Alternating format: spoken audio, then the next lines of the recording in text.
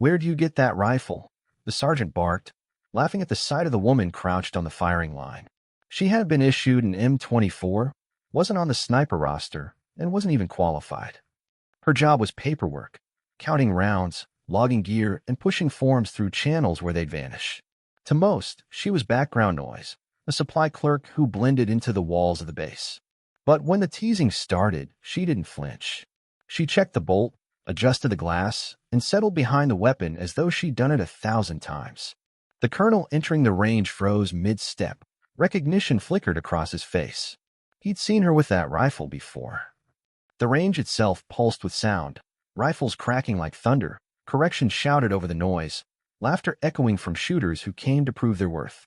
Among them stood a woman in plain fatigues, unmarked by sniper tabs or elite insignia, her presence usually overlooked. She carried clipboards, not rifles. Soldiers treated her like an office fixture, someone to hand paperwork to when they needed gear signed out. Yet on this afternoon, her eyes lingered on the M24 lying under harsh lights, its polished scope gleaming like a predator's gaze. The sergeant caught her look and sneered. "Not for you, soldier. Don't even think about it." His tone dripped with the authority of a man who had spent decades enforcing rank. Laughter rippled around him, mocking the idea of a desk jockey pretending to be a marksman. She ignored them. Her silence carried more weight than argument. Stepping forward, she ran her hands over the rifle with practiced familiarity, like a musician touching the keys of a well-loved piano. The jeers grew louder until a few voices trailed off, noticing her movements. She wasn't fumbling. She wasn't guessing.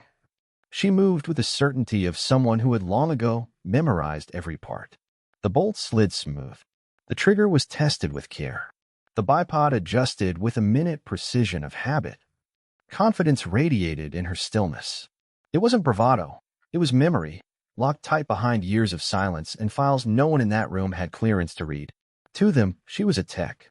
To herself, she was something sharper, hidden in plain sight. She eased into the prone position. The atmosphere shifted. The chatter thinned as soldiers felt the weight of a moment they couldn't name. The sergeant frowned, but said nothing, maybe realizing that stopping her would only make him look like the fool. So they let her be, expecting the spectacle of failure. "Go ahead. Let's see you miss," one of them mocked. Her movements were deliberate, steady. Breath slowed, body aligned with the weapon like machine parts meshing. She exhaled, finger resting lightly on the trigger, patience embodied in human form. The shot cracked through the range with authority. The bullet punched dead center at 800 yards, a perfect hole in the bullseye as if carved there by something beyond human hands. The range fell silent. The noise, the laughter, the mockery, all vanished. For the first time that day, every soldier was quiet. Soldiers stared at the target monitor, struggling to accept what the sensors displayed as undeniable truth. She worked the bolts smoothly, the metallic click ringing in the hush like a declaration. No smile, no sign of triumph, only the cold efficiency of preparation. The next round cracked off. Perfect. Another flawless again. Then a third. 3 shots, 1 hole. The grouping was so tight it looked as though the target had been burned through by a laser instead of lead. Not luck. Not chance. Mastery. The sergeant's smirk dissolved, his face tightening with the first pangs of recognition.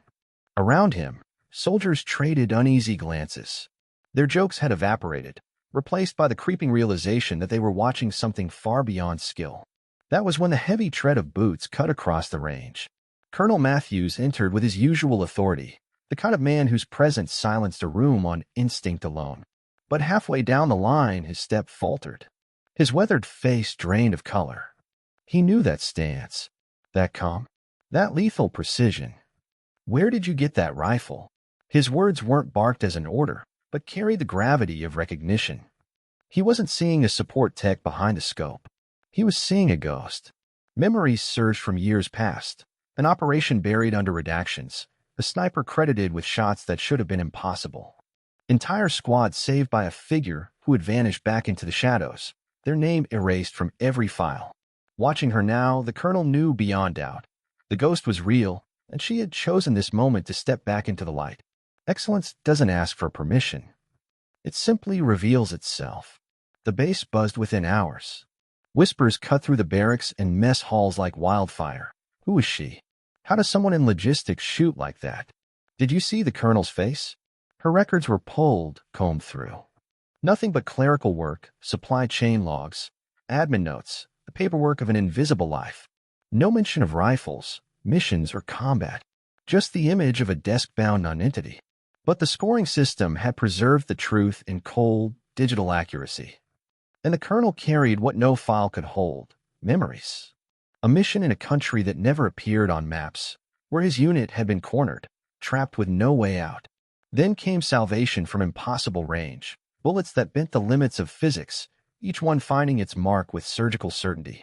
7 targets dropped in conditions no sane sniper would call survivable. 37 American lives saved by an unseen guardian who disappeared without a trace. The reports were sealed. The shooter erased. The world was told nothing. But Matthews knew. Watching her at that range, he was staring at the phantom whose legend lived only in classified margins and the minds of those she had saved. The colonel remembered the whispers, the fragments of radio chatter, the rumors never written down, the quiet acknowledgement that someone extraordinary had once worked in their area of operations. Watching her now, seeing that same unshakable calm, the disciplined stillness between breaths, the surgical efficiency in every movement, he knew beyond doubt this was the phantom. The unseen sniper who had saved his men and then vanished into myth. The soldiers who had mocked her minutes earlier now stood back with uneasy respect. Their laughter had died into a silence heavy with realization. They had mistaken a predator for prey. She offered no words, no explanations. She simply finished her firing sequence with mechanical precision, cleared the weapon, and returned it to the rack as though nothing remarkable had happened. Then she picked up her clipboard again, sliding back into the role of support tech as if the last 10 minutes were nothing more than an interruption. Her silence carried more weight than any speech. She neither confirmed nor denied the colonel's recognition, but her refusal to explain was its own answer. The colonel's pale expression said everything his clearance prevented him from speaking aloud. She wasn't in logistics by accident. She was here for reasons far above his authority. In the days that followed, the atmosphere across the base shifted like weather before a storm. The range felt different, charged with an unspoken awareness. Soldiers who once mocked her now kept their distance, moving carefully when she was near.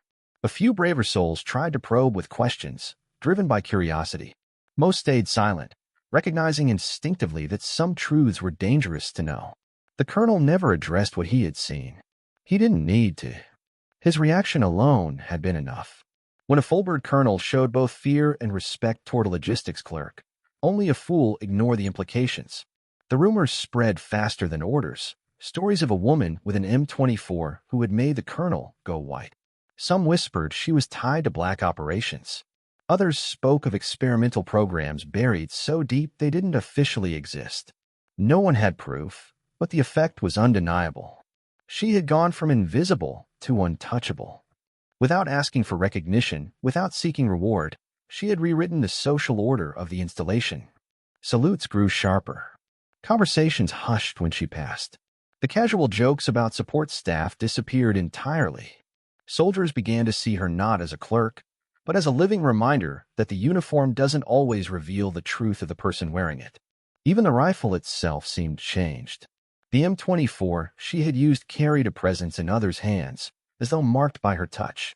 Training on that range took on new gravity. Every shot fired there felt like a comparison against the impossible standard she had set. With a single act of precision, she had transformed how an entire base thought about skill, respect, and power. Not through speeches, not by demanding status, but by proving, in silence, that she was far more than they had ever imagined. Her mystery became her authority. Her silence, her most eloquent weapon. In a world where men shouted for recognition, she had achieved the ultimate power, the respect born of undeniable competence, and the fear that comes from knowing that true strength never needs to announce itself.